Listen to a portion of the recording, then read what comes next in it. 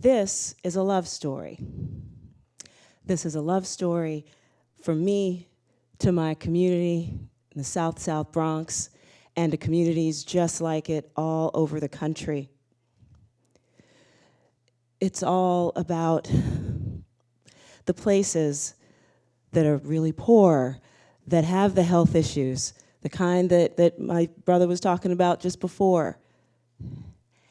And the kind of place that need those, that are known to need resources and programs to impact the fact that they're so poor and so unhealthy. And my biggest prayer is that my work helps to create the kind of healthy, employed communities that make it so that people don't need those programs and those resources as often as they do, and that they don't have to always come back to places like this.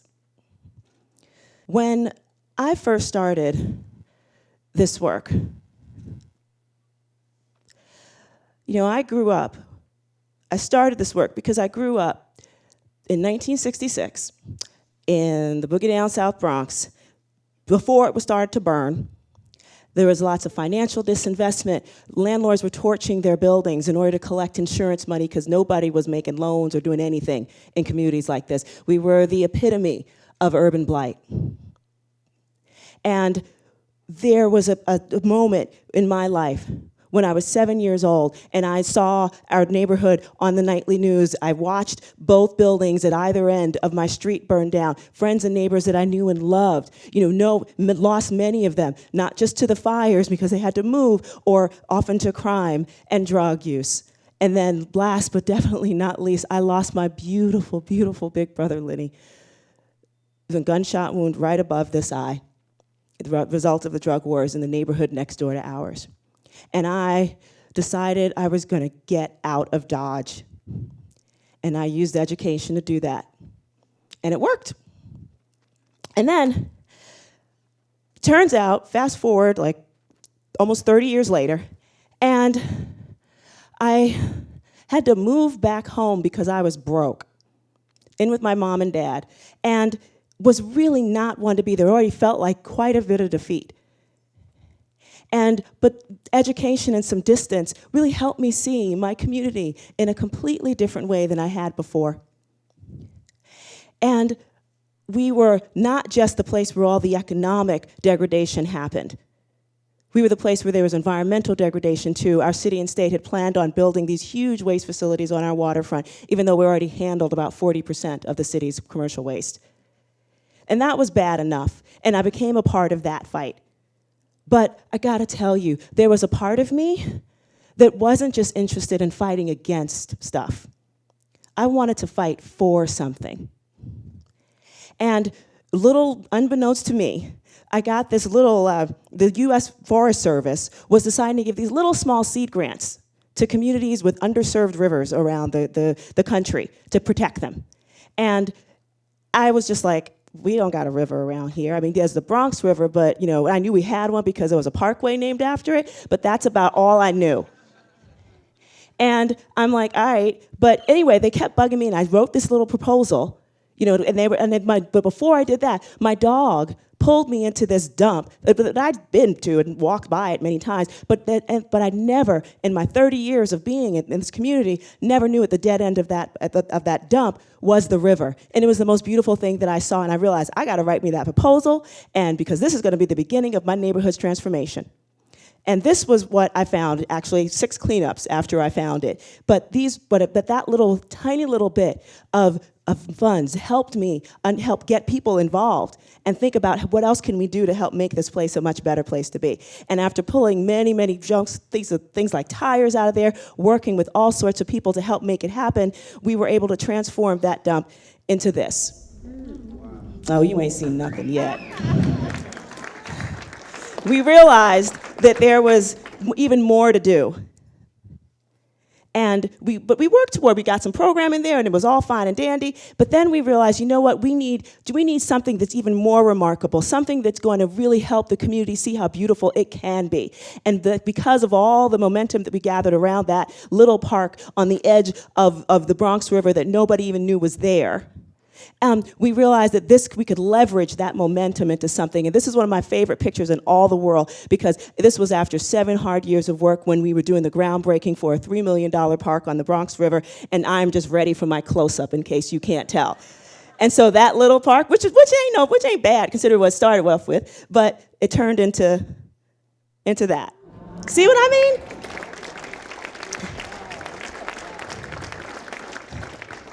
And it's since become this tremendous place that the community sees itself in. You know, a place where we were once considered like one of the most vulgar places in the world. We see this beauty and it reflects right back on us. And I also got married there back in 2006, and that is my flower girl, the dog that dragged me into the park. But we worked on this, and now we are actually a national award-winning park in excellence in urban design. And there's my girl Zena with her well-deserved award. But we also realized that there was so much more that we needed to do. We couldn't just work to heal the landscape.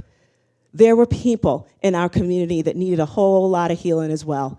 With a 25% unemployment rate, this revolving door of people coming in and out of the criminal justice system, we realized that we had to help people have both a personal as well as a financial stake in making our community a beautiful place and showing folks that everybody, I don't care if they were formerly incarcerated, if they were a single mom on welfare pretty much all of their life, and they were the child of a single mom on welfare, but everybody had the great potential to be exactly who God intended them to be if we gave them a chance. And so we worked, and I've created one of the country's very first and still most successful green-collar job training and placement systems that helped the people in the local community learn the skills of ecological restoration, everything from urban forestry management to learning how to clean up contaminated lands or brownfield remediation. Green roof installation, all of these type of things to really create the kind of capacity that people could see is if people are given the correct tools, then they can do all sorts of things. I don't care where you start. It's about where you decide to go. But through this, this was under Sustainable South Bronx, and I left that work in 2008 and decided to work nationally, and actually internationally, to working on urban revitalization strategies in all sorts of places. And one of the things I realized that there were South Bronxes all over the place. You know, the place where there's like, the high crime rates and the unemployment and the poor people, and bad health outcomes, all that stuff. Y'all know exactly where I'm talking about. And it just became so clear to me that we really needed like a much longer, broader term vision for how do we restore communities in ways that actually are meaningful to the people that are there and that impact them and benefit them. And I realized, you know what? The tool is actually real estate development. But when you stop and think about real estate development in low-income communities, there's really only 2 kinds. There's the kind that gentrifies a community, that says, oh, this place is actually it's kind of cool. And some developers come in and they figure out ways to buy out from people who sell out too early and too cheap, and then it ends up displacing the folks in that community. The other kind of real estate development in poor communities is something that we like to refer to as poverty level maintenance. And again, my brother referred to a little bit of it in his last talk. These are the kind of really delicious, healthy choices that we have. I mean, these literally is taken within a 2-block radius, and that was just on one side of the street. Or these kind of things, the kind of local businesses that actually really aren't local anyway, but the thing is that for the services, you want to leave the neighborhood in order to experience them anyway. Again, the kind of high quality stuff that's out there. I mean, every other corner. And this definitely, banks, credit unions, they're not in communities like ours at all. No ways to really create and support your own financial equity. And last but definitely not least, a disproportionate amount of super highly subsidized affordable housing. Is there anything wrong with affordable housing? Absolutely not. Affordability is incredibly important. But the net result of all of these things serves to concentrate poverty and exacerbate each and every one of the social issues that I know most people are incredibly interested in helping to deal with. From poverty, especially poverty and unemployment. Low educational attainment. Where are the bad schools, hon? Health outcomes. What are we eating? Are there places, safe places for us to be and recreate? And all of these things kind of made me think, what about, and the fact that this poverty and the concentration of it brought me back to some of the unintended consequences of integration. And nothing's wrong with integration. It's an amazing thing. However, when you think about the fact, one of the last times that blacks of many different economic levels lived together, it was actually pre-integration. Because remember, our communities might have been racially segregated, but they were economically diverse. And so it was not uncommon for a black janitor to live near a black doctor. And so there was this kind of like situation where, we are our brothers and sisters' keeper. We can't go anywhere else. And the other issue is there was a sense of aspiration. So as a little kid who might have been the daughter of a janitor, like seeing somebody who's who is like a doctor or something like that, it wasn't outside of your realm of possibility to think that, I might be that too. But when you have the specter of poverty, and not even specter, the reality of it, generally what you have is just a congregation of only poor people, and it makes people feel as though that is all there ever will be. And so I realized that, wow, if real estate development could do those two incredibly powerful things, and seemingly only two really powerful things, I bet a creative person or people could come up with plans to actually harness that power of gentrification and use some of the good stuff to benefit the people that are there. And one of the things I realized that we needed like a plot of land big enough to do this kind of idea that I had. And so some of you might actually remember this building. Yeah, it was a youth house. My dad was a janitor there in the 60s and 70s. And I remember coming home, hearing him talking to my mom and wishing that our house was bigger so that he could take some of the kids that were in that place, because he knew how much they'd get broken if they stayed. This was the biggest juvenile detention center. This used to serve all of New York City. And kids were known to be broken when they got out. And I remember, but it was closed down in 2011. I remember thinking, oh my gosh, this was the way that I walked to school, to my office for, between that over 40 some years. And I thought, oh my God, that's the place, or that site could be the place where we could create this transformational vision of real estate development in low-income communities. And could we use a site that big, almost 6 acres, one of the largest redevelopment sites in New York City right now?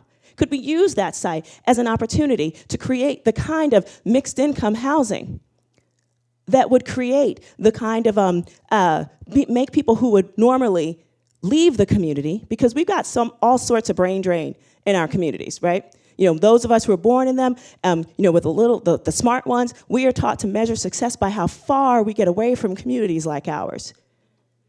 And, so they leave the neighborhood, taking their income-generating capacity out with them. Some of them actually end up in places like this. And don't be telling me that some folks that end up in here were not remarkable businessmen. So, think about again, it is still brain drain when it gets right down to it. So, but what about if we actually created a community that made the people that would normally want to leave want to stay? But then, again, mixed income housing and making sure we're building that in. And then making sure that there are real jobs for people. Manufacturing, the different kinds of and training for it to make sure that it happens the way that it's supposed to. Excuse me. And things in technology, and not our daddies or granddaddies manufacturing, but things that come a little bit closer to that, and making sure that we're building the resources to do that within those communities and creating job potential out of it and enterprise potential, because we want people to be owning businesses as well. And of course, public space. It is the great democratizer. It's the kind of thing that makes people feel safe and comforted in their own community. It builds community to have well-designed open space. And last but definitely not least, commercial and retail. You want to make sure that people have places that they want to spend money in their own communities. That's how dollars circulate throughout a local economy. You can tell when you're in a poor neighborhood because you plunk a dollar down and that dollar's gone. It does not come back. In a economically healthy community, it comes like 14 or 15 times before it leaves. So that's the one thing we want to make sure happens. So restaurants and grocery stores and things like that are really important. And so, but when we looked at this community, and in particular, the fact that it's not like it sits in isolation. The topography of it actually is very similar to the way, excuse me, that a lot of other post-industrial American cities are built. So you have, the yellow or orange area is where the people live, the residential area, and the blue area is where the formerly manufacturing area was, or industrial area. And then there's a place where they kind of meet in the middle, and it's what a weird hinge area. But then when you look around in those communities, whatever community that you're in, it sounds better, right? So you also have to understand that even I don't care how messed up your community is, you will see that there are assets in those communities. Like for us, there was a greenway, another project that I spearheaded that was actually coming down. We also had great access to public transportation. So again, hinge area and look for the assets. When we realized, but because of that weird situation that the area was located in, what we ended up having was this kind of odd, place where nothing really happened there, except it became this kind of like semi-dangerous place, because again, people knew not to go. So anyway, really desolate-looking street during the daytime. What happens in the nighttime is that folks know that that's the place where truckers go to pick up prostitutes. However, this would change if this kind of stuff was happening in those local communities. You activate the ground plane, you create local businesses, people come out and shop and they chill with each other. I mean, it's a really nice place to be.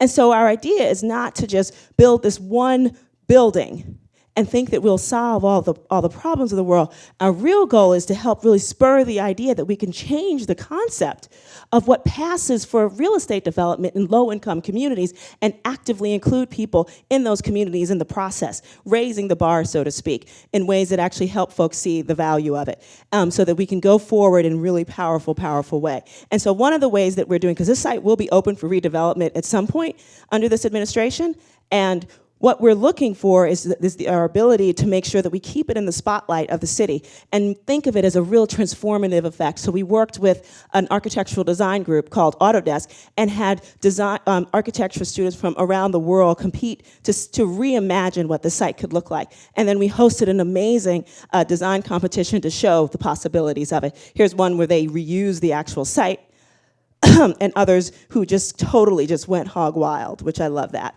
But the whole idea is that the idea of transformation is something that we all desperately need to do and think about, like, especially in terms of the creation of jobs within our local community. And so one of the things that we discovered as we're thinking about the possibilities of doing this type of work, if we are so chosen, was what are the kind of things that we need to ensure are in place as we help move people economically forward in a viable way. And technology, of course, and jobs within technology are really important things in that way. But you often hear a lot about, in low-income communities, that there's this thing called the digital divide, that people don't have access to technology in poor neighborhoods. Actually, it's completely not true. Studies around the country have talked about the fact that it's not so much about digital divide, it's more about this particular problem. Are people just producers or simply consumers of technology? That's the digital divide. And we realize that especially now in this world, everybody wants everything to work on absolutely every media device they have. And we're also, unfortunately, a country that is becoming more and more uneducated or undereducated and certainly underprepared to participate in the workforce of any kind. And we're also a country that's becoming a whole lot more diverse. Of course, in 2011, we are not, this region is no longer majority white. That's, by 2040, it'll happen all over the place. We're also incredibly tech savvy. I mean, this is who waits online in front of a Mac store, trying to get the best and brightest, technology out there. And so we realized that one of the things that we had to do was actively prepare people to participate in the tech economy going forward. And so we started by doing a project called Startup Box South Bronx. And it's a technology social enterprise that's designed to really make sure that that happens, moving people forward in a super powerful way. But we realized, what are we doing with people who do have issues with being undereducated for most of their life, and have strictly been consumers of technology, don't have the means to really learn about it and go get an engineering degree or a CS degree or anything like that. And how do we create a way to help find that? And after years of market research, we realized that there are jobs that are currently being offshored overseas that could be done right here. And with just a little bit of training, we can help people to do that kind of work here and even add value to the work so that we get clients within our cities to do this work. And so it's called quality assurance or software testing. And we realize in the games industry, which is bigger than Hollywood right now, and actually will be for the long-term future, we realize that, again, we could try this model out. I mean, if nothing else, we got a lot of people who play games. They're expert gamers. So this, they take what normally people would consider kind of like a stupid thing that people do, and it's actually suddenly with us, it's a skill. And then, so we realized that, we didn't have a whole lot of folks who were willing to invest in this kind of research. So I had to pay for it myself. And so my company actually decided to take the leap, and we offered this free trial to both Nickelodeon, which is a huge games company, and Tresenza, which is a much smaller one, representative, within the industry. And then we offered free trials to them to see, and I paid the folks to do the work, and to just see if this stuff actually worked. And guess what? Our clients were like, yo, you're really good. You've got cultural competencies. You're our game-playing public. You're actually help making my product better. This is really cool. And then we realized, oh my goodness, we actually have something to build on. And so we decided we needed to take it a bit further. And with that, we realized, we did the first pilot within my little conference room at my office. And then we realized, this is bigger than the inside of my conference room that nobody's gonna see unless you're working in it. This is the way of the future. We need to make sure that folks in our communities know that they are a part of the way the world is going, and not just feel like, this happens downtown, but no, they're a part of it. And so we made another leap and took over a lease on Hunts Point Avenue in Seneca. I know at least one person in this room knows exactly where that's at. And we decided to open up shop at that space with our programming space. And we started to employ people, just in September, full time. And so these are the folks that are working with us right now. Our clients are gaming companies, 3D design companies, and we've been doing some really, really awesome work and getting folks only from the community and paying them and realizing that these are career ladder jobs. These are entry level, but they give them the opportunity to move forward and up. They work with us now as a tester, but they can go into design. They can go into all sorts of things, marketing. And then we also did a really interesting thing where we worked with, we realized that in order to recruit our people, we had to host game tournaments. And we just thought it was like, okay, we're doing gaming, whatever. But it turned out to be the coolest community center ever, because people of all ages play games. People would come out just to watch people play games. I know that sounds really weird, but they do. And what was also even more incredibly important, especially in communities like ours, we're able to develop this relationship with the police, who see that space as an incredibly valuable site because they know a couple things happen when people go there. They know they're invested in the quality of the space and knowing that it's there for them to enjoy. So yeah, there might be a guy who's a parolee, someone on probation, there's might be some guy who's a good kid, but maybe needed a little bit of help. But they also know that the grandma of the other kids are sitting right there, and the lady who runs the PTA is also there, and they know that a community that's actually talking and socializing together is a whole lot safer than a community where just a few people are feeling completely disconnected and isolated, and thus able to do all sorts of alienating things. And so because of this, we were also able to, again, build our business.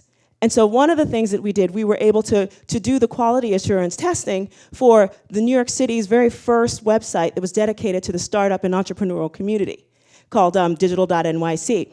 And these are our people who are out there doing that work every day and really building up, the idea that we've just urban onshore jobs, into our communities. And no one would take a chance on us. Because when most folks would see, my team, they would sooner think that they were candidates for stop and frisk rather than card-carrying members of the New York City tech economy. And I know it, they know it. Our mayor knew it. And yet, we still do what we did because we knew we had to in order to create the kind of capacity, economically viable capacity to give our community the kind of health and well-being that it needed through a job, a well-paying job that provided other opportunities for them to move, because I think that the biggest form of social service is, in fact, a job. And so I want to just say something real quick right here, because you probably noticed I'm a woman, and I'm a woman of particular accomplishments, which, even with that, I kind of have to put myself in a situation where I have to remind people, actually of who I'm not. I'm not your mother. I'm not your boo. I'm not your bitch. However, if the situation calls for it, I certainly can be, and you will thank me later. But as long as we understand that we are here to do this together and bring the capacity for all of us to show just how the abundance of our spirit to build and support our communities can be, then we're all good. So our ability to do that does really rest upon seeing each other for all that we have, to support each other, to grow, to look at our communities, not for what they are right now, but for the potential that they have, to see us all for the beauty that we have to contribute to the world, and to know that we can reflect it right back when you put it out there. This is a give and give world. And I know sometimes it feels really tough sometimes, but it is absolutely not.